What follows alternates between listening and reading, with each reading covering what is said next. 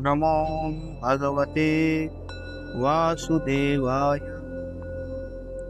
श्रीमद् भागवत महात्म्य पद्म पुराण उत्तरखंड अध्याय क्रमांक 6। श्रीमद् भागवत के सप्ताह पारायण की विधि तथा भागवत महात्म्य का उपसंहार।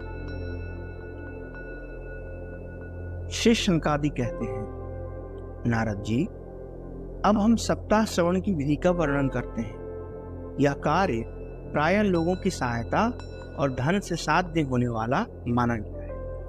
पहले ज्योतिषी को बुलाकर इसके लिए यत्न पूर्वक मुहूर्त पूछना चाहिए। फिर विवाह के कार्य में जितने धन की आवश्यकता होती है उतने ही धन का प्रबंध कर लेना चाहिए। कथा आरंभ करने के लिए भाद्रपद, कार्तिक, अगहन, आषाढ़, श्रावण ये महीने श्रोताओं के लिए मोक्ष प्राप्ति के कारण माने गए। महीनों में जो भद्रा, व्यतिपात आदि काल त्यागने योग्य माने गए, उन सबको इस प्रकार से त्याग देना ही उचित है। जो लोग उत्साही और उद्योगी हों, ऐसे अन्य व्यक्तियों को भी सहायक बना लेना चाहिए। फिर प्रयत्न पूर्वक देश देशांतर में यह समाचार भेज देना चाहिए कि अमुक स्थान पर श्रीमद् भागवतम की कथा होने वाली है, अतः सब लोग कुटुंब सहित यहाँ पधारें। कुछ लोग भगवत कथा और कीर्तन आदि से बहुत दूर है, इसलिए इस समाचार को इस प्रकार फैलावें जिससे स्त्रियों और शूद्र आदि को भी इसका पता लग जाए। देश देश में जो विरक्त और कथा कीर्तन के उत्सुक रहने वाले वैष्णव हों, उनके पास भी पत्र भेजना चाहिए तथा उन पत्रों में इस प्रकार लिखना उचित है, महानुभावों, यहाँ 7 रात तक सत्पुरुषों का सुंदर समागम होगा, जो अत्यंत बहुत ही दुर्लभ है। इसमें श्रीमद् भागवतम की अपूर्ण रसमयी कथा होगी।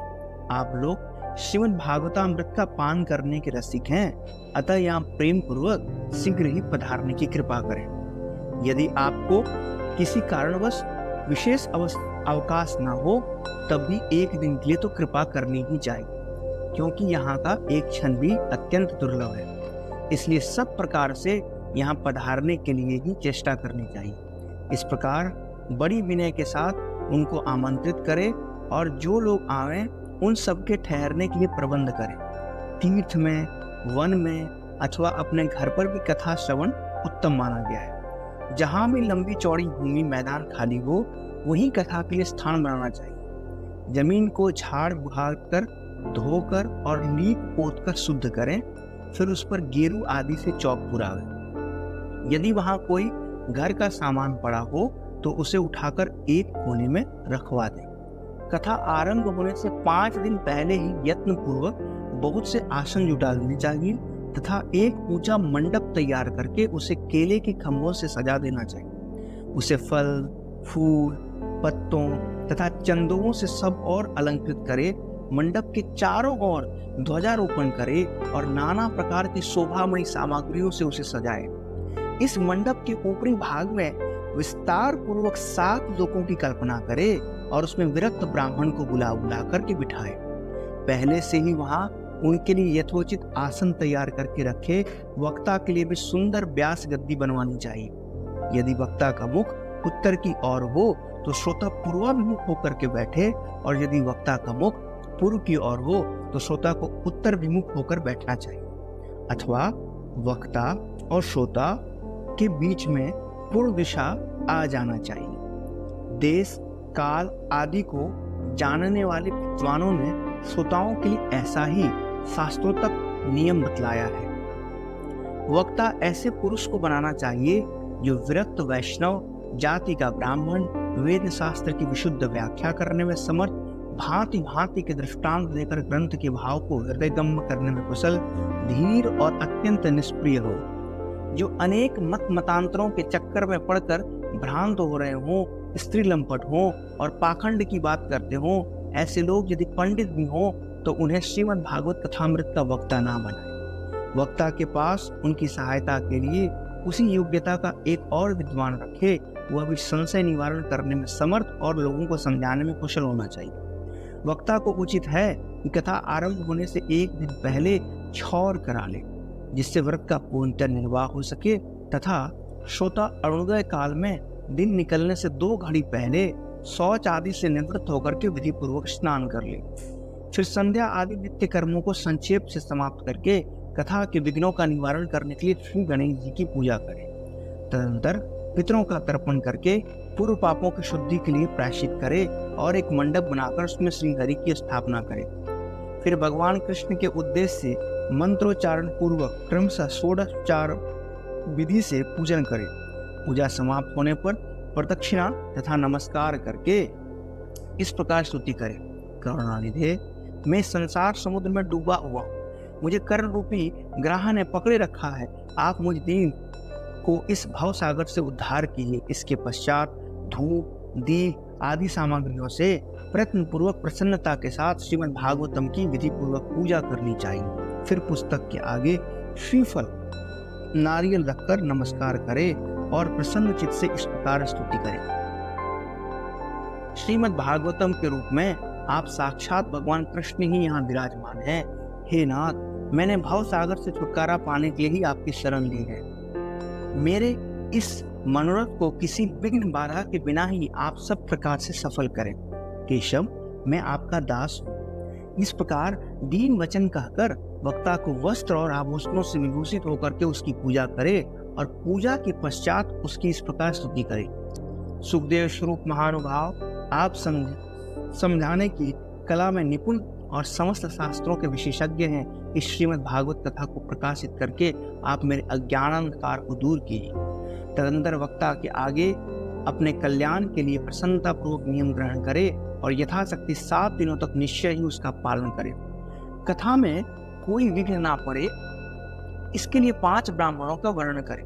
उन ब्राह्मणों को 12 अक्षरा मंत्र का जप करना चाहिए। ओम नमो भगवते वासुदेवाय। इसके बाद वहाँ उपस्थित ब्राह्मणों, विष्णु भक्तों और कीर्तन करने वाले लोगों को नमस्कार करके उनकी पूजा करे और उनसे आज्ञा लेकर स्वयं श्रोता के आसन पे जा बैठे। जो पुरुष लोभ, संपत्ति, धन, घर, पुत्र आदि की चिंता छोड़कर शुद्ध बुद्धि से केवल कथा में ही मन लगाए रहते हैं, उसे उत्तम फल की प्राप्ति होती है। बुद्धिमान व्यक्ति को उचित है कि वह सूर्योदय से लेकर 3:30 पहर तक मध्यम स्वर से अच्छी तरह कथा वांचे। दोपहर से लेकर के 2 घड़ी तक कथा बंद रखे और कथा बंद होने पर वैष्णव पुरुषों को वहां कीर्तन करना चाहिए। कथा के समय मल मूत्र के वेग को काबू में रखने के लिए हल्का भोजन करना अच्छा होता है। अतः कथा सुनने की इच्छा रखने वाले पुरुष को एक बार हविष्यान्न भोजन करना उचित है। यदि शक्ति हो तो 7 रात उपवास करके कथा श्रवण करे अथवा केवल घी या दूध पीकर सुखपूर्वक कथा सुने। इससे काम ना चले तो फलाहार अथवा एक समय भोजन करने का व्रत ले। तात्पर्य यह है, जिसके लिए जो नियम सुगमता पूर्वक निभ सके वो उसी को कथा सुनने के लिए ग्रहण करनी चाहिए। मैं तो उपवास की अपेक्षा भोजन करने को ही श्रेष्ठ मानता हूँ, यदि वह कथा श्रवण में सहायक हो सके। अगर उपवास से कथा में विघ्न पड़ता है तो वह अच्छा नहीं माना गया है।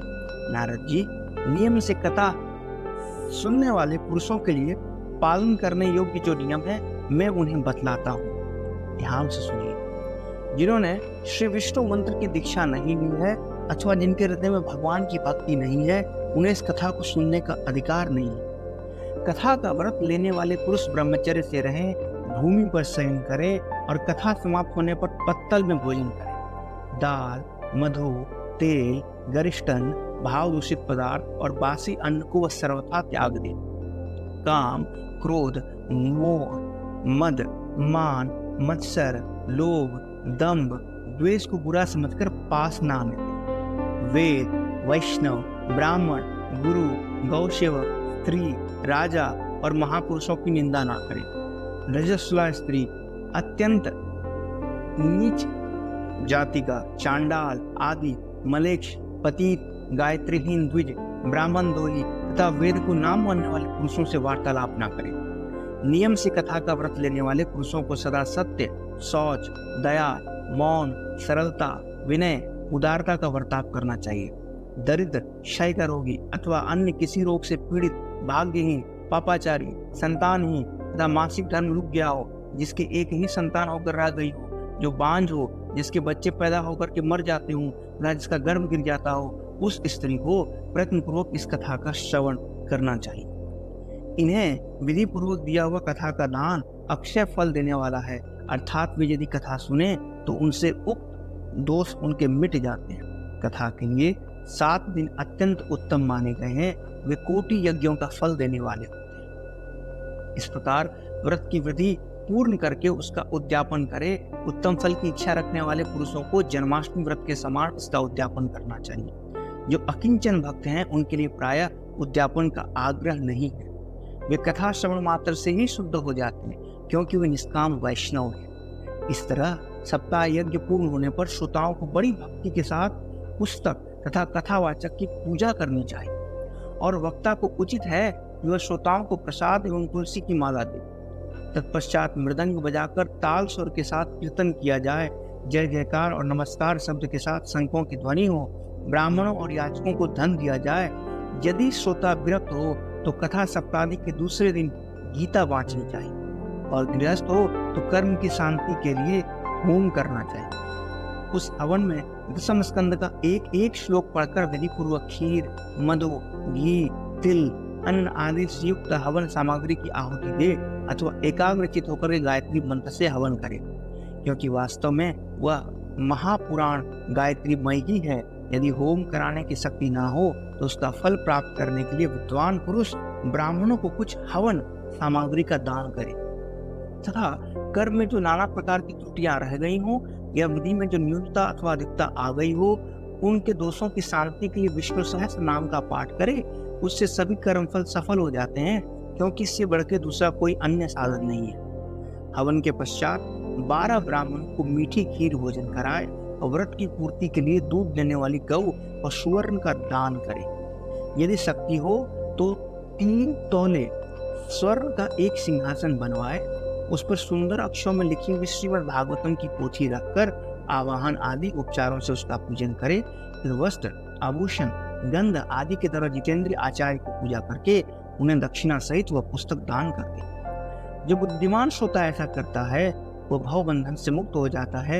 यह सप्ताह यज्ञ का विधान सब पापों का निवारण करता है। अतः इस प्रकार यथावत पालन करने से कल्याण में श्रीमद् भागवतम पुराण मनोवांछित फल प्रदान करता है, तथा धर्म, अर्थ, काम और मोक्ष इन चारों पुरुषार्थों का साधक होता है।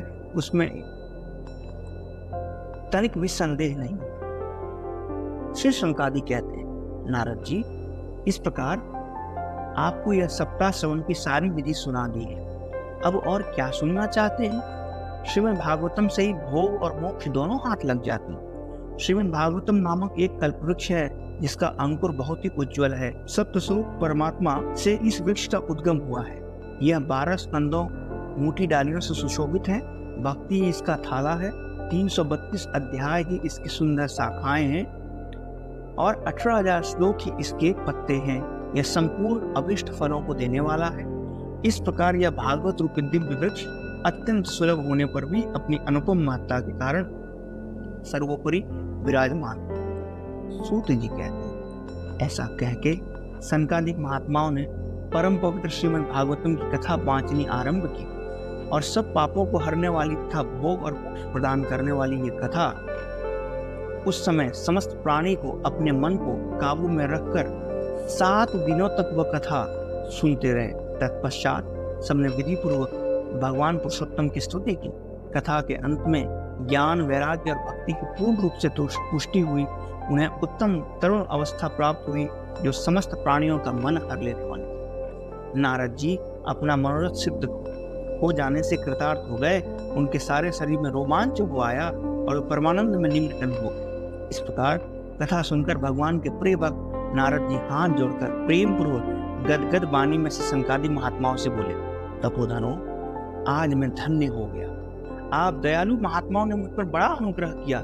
सप्ताह यज्ञ में श्रीमद् भागवतम का श्रवण करने से आज मुझे भगवान कृष्ण श्री हरि समीप में ही मिल गए। मैं तो सब धर्मों की अपेक्षा श्रीमद् भागवतम के श्रवण को ही श्रेष्ठ मानता हूँ, क्योंकि उसके सुनने से वैकुंठवासी भगवान श्री कृष्ण की प्राप्ति हो जाती है। सूत जी कहते हैं, वैष्णवों में श्रेष्ठ नारद जी जब इस प्रकार कह रहे थे, उसी समय 16 वर्ष की अवस्था वाले व्यास पुत्र योगेश्वर श्री सुखदेव मुनि वहां घूमते हुए आ पहुंचे। वे ऐसे जान पड़ते थे मानो ज्ञान रूपी महासागर से निकले हुए चंद्रमा। वे ठीक कथा समाप्त होने पर वहां पहुंचे थे। आत्मलाभ से परिपूर्ण श्री सुखदेव जी उस समय बड़े प्रेम से धीरे धीरे श्रीमद् भागवतम का पाठ कर रहे थे। उन परम तेजस्वी मुनि को आया देख सारे सभासद तुरंत ही उठ खड़े हुए। उन्होंने बैठने के लिए उनको एक ऊंचा स्थान दिया। फिर देवर्षि नारद ने बड़ी प्रसन्नता के साथ उनका पूजन किया। जब वे सुखपूर्वक आसन पर विराजमान हो गए तो मेरी उत्तम वाणी सुनो, ऐसा कहते हुए बोले, भगवत कथा के रसिक भावुक भक्तजन, यह श्रीमद् भागवतम वेद कल्प वृक्ष का पका हुआ एवं चूकर गिरा हुआ फल है, जो परमानंद अमृत रस से भरा है। यह श्री सुखदेव तोते के मुख से इस पृथ्वी पर प्राप्त हुआ है। जब तक यह जीवन रहे तब तक संसार का प्रलय ना हो जाए, तब तक आप लोग इस दिव्य रस का नित्य निरंतर बारंबार पान करते रहिए। महामुनि श्री व्यास जी के द्वारा रचित इस श्रीमद् भागवतम में परम उत्तम निष्काम धर्म का प्रतिपादन किया गया है तथा जिनके हृदय में ईर्ष्या द्वेष का अभाव है, उन साधु पुरुषों के जानने योग्य उस कल्याणप्रद परमात्म तत्व का निरूपण किया गया है, जो आध्यात्मिक आदि तीनों तापों का समूल नाश करने वाला है। इस श्रीमद् भागवतम की शरण लेने वाले पुरुषों को दूसरे साधनों की क्या आवश्यकता है। जो बुद्धिमान एवं पुण्यात्मा पुरुष इस पुराण को श्रवण करने की इच्छा रखते हैं, उनके हृदय में स्वयं भगवान काल प्रकट होकर के सदा के लिए स्थिर हो जाते हैं। श्रीमद् भागवतम समस्त पुराणों का तिलक और वैष्णव पुरुषों की प्रिय वस्तु है। इसमें परमहंस महात्माओं को प्राप्त होने योग्य परम उत्तम विशुद्ध अद्वैत ज्ञान का वर्णन किया गया है तथा ज्ञान, वैराग्य और भक्ति के सहित नैष्कर्म्य धर्म निवृत्ति मार्ग को प्रकाशित किया गया है। जो मनुष्य भक्ति पूर्वक इसके श्रवण, पठन और मनन में संलग्न रहते हैं, वह संसार बंधन से मुक्त हो जाते हैं। यह रस स्वर्गलोक, सत्यलोक, कैलाश, वैकुंठ में भी नहीं है। अतः सौभाग्यशाली पुरुषों, तुम इनका निरंतर पालन करते रहो। कभी भी किसी प्रकार से इसको मत छोड़ो। सौनक जी व्यासपुत्र से सुखदेव जी इस प्रकार कह ही रहे थे कि बीच सभा में प्रहलाद, बलि, उद्धव और अर्जुन आदि पार्षदों सहित साक्षात श्री हरि प्रकट हो गए। देवर्षि नारद ने भगवान को और उनके भक्तों का पूजन किया। भगवान को प्रसन्न देखकर नारद जी ने उन्हें एक श्रेष्ठ आसन पर बिठा दिया और सब लोग मिलकर उनके सामने कीर्तन करने लगे। उस कीर्तन को देखने के लिए पार्वती सहित महादेव जी और ब्रह्मा जी भी वहां चले आए। प्रहलाद जी चंचल गति से थिरकते हुए करताल बजाने लगे। उद्धव जी मजीरे भेजे। देवर्षि नारद ने बीना की तान छेड़ी। स्वर में कुशल होने के कारण अर्जुन राग अलापने लगे। इंद्र ने मृदंग बजाना आरंभ किया। महात्मा सनक, सनंदन आदि कीर्तन के बीच में जय जयकार करने लगे। इन सब के आगे व्यासपुत्र सुखदेव जी रस की अभिव्यक्ति करते हुए भाव बताने लगे। उस कीर्तन मंडली के बीच परम तेजस्वी ज्ञान, भक्ति, वैराग्य नटों के समान नृत्य कर रहे थे। यह अलौकिक कीर्तन देखकर भगवान बहुत प्रसन्न हुए और बोले, भक्तजन, मैं तुम्हारी इस कथा और कीर्तन से बहुत प्रसन्न हूँ, अतः तुम लोग मुझसे वर मांगो। भगवान का यह वचन सुनकर सब लोगों को बड़ी प्रसन्नता हुई। उनका हृदय भगवत प्रेम से सराबोर हो गया। वे श्री हरि से कहने लगे, भगवान, हमारी इच्छा है कि जहाँ कहीं भी श्रीमद् भागवतम की सप्ताह कथा हो, वहाँ इन समस्त पार्षदों के साथ यत्न पूर्वक पधारे। हम लोगों का यह मनोरथ अवश्य पूर्ण होना चाहिए। तब श्री भगवान तथास्तु कहकर वहां से अंतर्धान हो गए। तत्पश्चात नारद जी ने भगवान तथा उनके भक्तों के चरणों को लक्ष्य करके मस्तक झुकाया। सुखदेव आदि तपस्वियों को भी प्रणाम किया। इस प्रकार कथामृत पान करके सब लोगों की बड़ी प्रसन्नता हुई। उन सब का मोह नष्ट हो गया। फिर वे सब लोग अपने अपने स्थान पर चले गए। उस समय श्री सुखदेव गोस्वामी जी ने ज्ञान, वैराग्य सहित भक्ति को श्रीमद् भागवतम शास्त्र में स्थापित कर दिया। इसी से श्रीमद् भागवतम का सेवन करने पर भगवान विष्णु वैष्णवों के हृदय में विराजमान हो जाते हैं। और जो लोग दरिद्रता, तरह तरह के अभाव और दुख रूप ज्वर से दग्ध हो रहे हैं, जिनको माया पिशाचिनी ने अपने पैरों से कुचल डाला है तथा जो संसार समुद्र में पड़े हुए हैं, उनका कल्याण करने के लिए श्रीमद् भागवतम शास्त्र निरंतर गर्जना कर रहा है। सौनक जी ने पूछा, सूत जी, सुखदेव जी ने राजा परीक्षित को, गोकर्ण जी ने धुंधकारी को तथा सनकादि ने देवर्षि नारद को किस किस समय श्रीमद् भागवतम की कथा सुनाई थी। सूत जी कहते हैं, भगवान श्री कृष्ण के परम धाम पधारने के पश्चात जब कलयुग आए 30 वर्ष हो गए, उस समय भादव के शुक्ल पक्ष की नवमी की तिथि को श्री सुखदेव जी ने कथा आरंभ की। राजा परीक्षित के कथा सुनने के पश्चात कलयुग के 200 वर्ष बीत जाने पर शुद्ध आषाढ़ मास की शुक्ला नवमी को गोकर्ण जी ने कथा सुनाई। उसके बाद जब कलयुग के 306 वर्ष व्यतीत हो गए, तब कार्तिक शुक्ल पक्ष की नवमी तिथि को सनकादि ने कथा आरंभ की। पाप रहित सौनक जी, आपने जो कुछ पूछा था वो सब मैंने बता दिया। इस कलयुग में श्रीमद् भागवतम की कथा संसार रूपी रोग का नाश करने वाली है। संत जन आप लोग श्रद्धा पूर्वक इस कथामृत का पान करें। यह भगवान कृष्ण को अत्यंत प्रिय, समस्त पापों का नाश करने वाला, मुक्ति का एकमात्र कारण, भक्ति को बढ़ाने वाला है। इसे छोड़कर लोक में अन्य कल्याणकारी साधनों के विचार करने की क्या आवश्यकता है। अपने सेवकों को पास हाथ में लिए देख यमराज इनके कान में कहते हैं, देखो जो लोग भगवान की कथा वार्ता में मस्त हों उनसे दूर रहना। मैं दूसरे ही लोगों को दंड देने में समर्थ हूँ, वैष्णवों को नहीं। इस असार संसार में विषय रूपी विषय के सेवन से व्याकुल चित्त हुए मनुष्यों, यदि कल्याण चाहते हो तो अभी आधे क्षण के लिए भी श्रीमद् भागवत कथा रूपी अनुपम सुधा का पान करो। अरे भाई, घृणित चर्चा से भरे हुए कुमार पर क्यों भटक रहे हो? इस कथा के कान में पड़ते ही मुक्ति हो जाती है। मेरे इस कथन में राजा परीक्षित प्रमाण है। श्री सुखदेव जी प्रेम रस के प्रभाव में स्थित होकर के यह कथा कही है। जो इसे अपनी कंठ से लगाता है वह वैकुंठ का स्वामी बन जाता है। सोनम जी, मैंने यह समस्त शास्त्र समुदाय का मंथन करके इस समय आपको यह परम गुह्य रहस्य सुनाया। यह समस्त सिद्धांतों द्वारा प्रमाणित है। संसार में श्रीमद् भागवतम की कथा से अधिक पवित्र और कोई अन्य वस्तु नहीं है।